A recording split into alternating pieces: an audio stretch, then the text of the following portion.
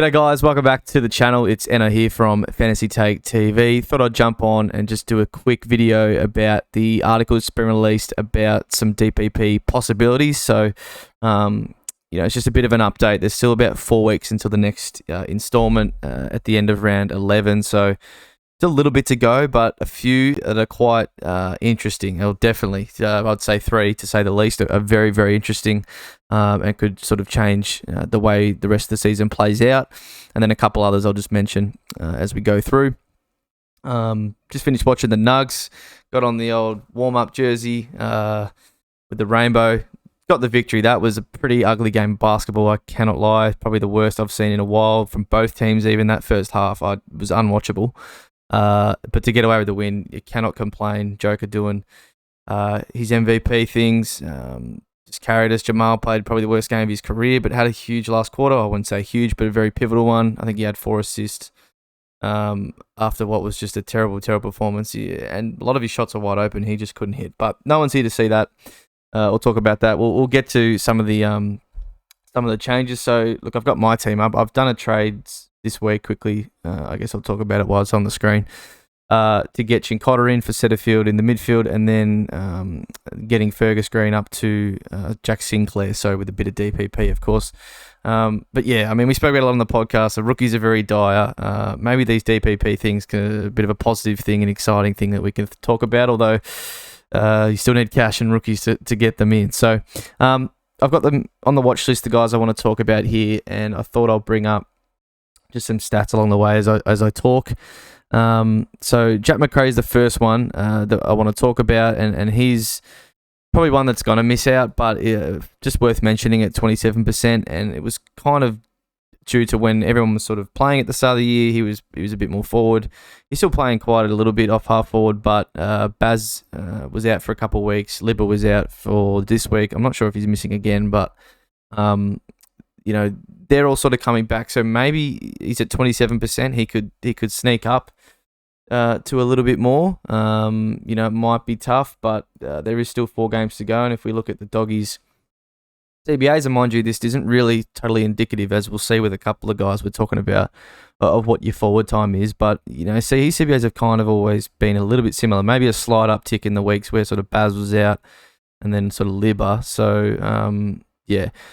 Look, if he gets it, obviously you'd want him straight in your team or pretty quickly. I mean, a lot of this does depend what your team looks like. A lot of people might have already 5 forwards, maybe even, you could say 6, maybe even 7 if you're counting Zeeble and Sheasel that you've got. So every team's a little bit different, but yeah, there's a couple of guys here you'll definitely want to think about.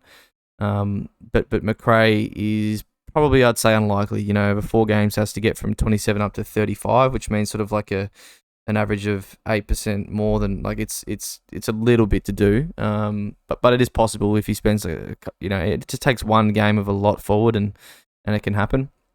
Next one's Callum Mills, who was maybe talked about a bit, but probably was kind of never a chance. Played a couple of games a lot in defence, but that's put him up to 25% defence time, and obviously need 35, and he's probably not going to play there. I don't think he did it all on the weekend, just gone. So yeah, look, that's not going to happen. And he actually has 13% forward too, so a bit off half forward as well.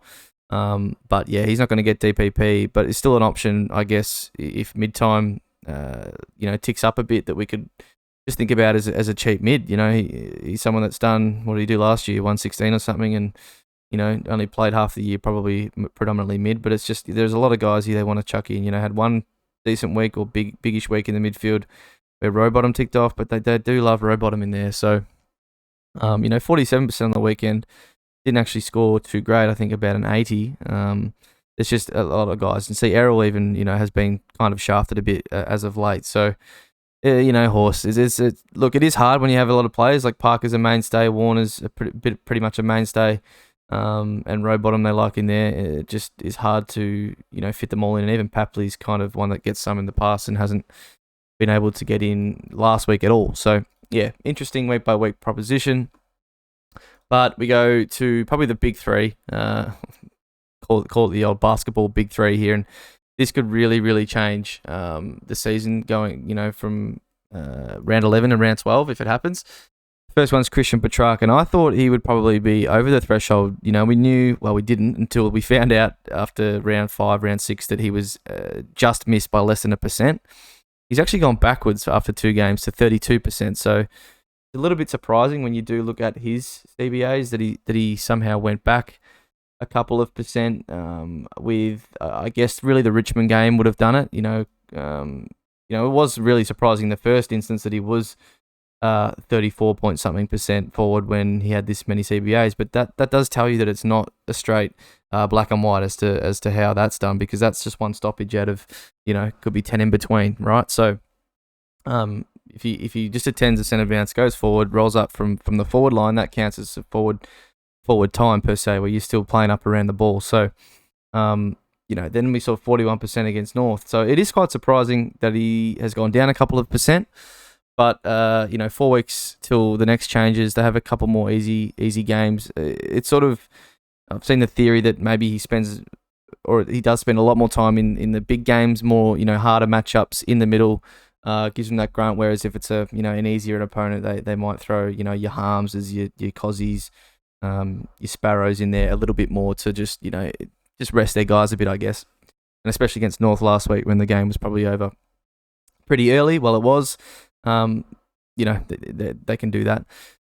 Now, the problem with Track is the 167 that he just dropped. He will be upwards of about 640, 650k, just with a couple of, not even massive scores, just decent 120s. So if he's someone you're confident in, and hey, he'll be still a good pick as a midfield only, provided he stays fit, he can still go 110, sort of from the run. He just does it in different ways with big spike scores and maybe some down games at times. But at the juncture here, round 11 against Freo, the DPP kicks in for round 12. So you kind of would maybe want him for this next little period. So if you're really hot on Track, I'd maybe go him now. Otherwise, if he even gets DPP in the end here, it only takes a couple of good scores in the next couple of weeks with that really low break even, that he'll be up around the 640, 650, maybe even higher, depending how well he goes by the time it kicks in. And none of us will be in a position to force that in. So, it depends how much you like Track as to whether you would go him this week, because I think it's probably now, or you just have to wait, maybe post-bye and see how he goes in some of these games, because he is prone to drop some poorer scores. As I said, Gawn's the next one. Bringing back up the article just on my other screen. I'm not bringing it up on screen because I don't know if they like me doing that, but he's actually over. He's at 36% right now across the season, and to be fair to that's only 4 games, really. Well, 3. I guess I don't know what happens when you get injured on 0, what they do there, what they count, but really 3 games he's sitting at 36% forward. So bring up Melbourne's ruck contest, but it seems as when he's come back, last week was sort of a 50-50, and then the week just gone even more forward. So, Grundy had a bigger share of the ruck contest there. Again, bit hard to get a read when it's a big blowout like that as what's going to happen for round 8, 9, 10, 11, because obviously that's what's going to determine his DPP. But if he gets it, at the price Max is 500k right now, obviously he may go up in that, but it's a bit of a weird one, because if he gets DPP, he's probably going to have to continue playing a bit more forward over the next 3 or 4 weeks. And then are you going to want to have him if he's doing that? He's still a great scorer, great target up forward. But you'd want to see more of a flip where it's back to, 60-40 maybe his way by then. But that might keep him from actually getting the DPP. So Max is an interesting one, but if he gets DPP, works into some more ruck time as the season goes on, they sort of manage him, then you're really probably a non-negotiable, and he's great ruck cover, of course, for someone like an English or just anyone in your ruck line. So, that'll be big depending what happens there. Obviously, there's 4 weeks to go, as I've probably said a few times. And then the last one is Sammy Walsh, who didn't really expect too much that this would happen after, if you bring up just quickly there, CBA, I guess he's only played a couple games, 3 now, and in the first one he sort of was eased in maybe. Who was out? I think someone was out. Kennedy probably played a bit of, I think it's half back he tried that game. bang up to 83%. They sort of had a main four in there that week, and then this week just gone again. It's a bit like the North game against Melbourne, or Melbourne against North. They played West Coast in a big blowout too, and they did share it around a little bit more. I mean, weirdly they funneled it really closely down Cripps and Hewitt, and then Cher and Walsh were around 26, 23, and then even Doherty spent some time in. And Kennedy's 32 was actually all in this fourth quarter alone as he was subbed on. But, yeah, so I don't even think I said Sammy Walsh. He's 37%. I'll probably put a little timestamps just to help because 37% from those 3 games forward. So I did watch the replay or a bit of the mini, and he does attend a lot of stoppages. Doesn't really matter. So, like, he start half forward, attend all the stoppages afterwards. You know, there was like a passage after a centre bounce. He came off half forward, about 3 or 4 throw-ins in a row. He's riding the contest. So, someone that I've obviously already owned, but he'd be, pretty much close to F1, F2, you know, if getting that DPP. And still, to be honest, I still think he can do 110 plus as a mid-only anyway. Even with that role he's playing, perfectly honest, because he's a ball hunter. He's still running to all positions on the ground to get the ball and kind of play that kind of style. They just flick it around a lot. Like, it was hard to watch sometimes. It was against West Coast, and they'll be up around the 50-metre arc and just flipping it around back and forth before they even enter into forward 50. So they do like to flick the possessions around a bit. Sam Walsh is part of that. So, I mean, he would be a bit of a game breaker if he was to get it in a few weeks. So, look, his price is obviously a bit higher than the other guys, so you'd have to definitely just wait and see what happens. But they're probably the 3 guys I'd want mainly on my radar. Mills is not going to get it. Macrae, look, if he does, someone you want to think about. But these main 3 guys here are the 3 I'd definitely want to look at, you know, in a few weeks' time, and just have to monitor how they go and what the positions they play the next few weeks. So, something to think about.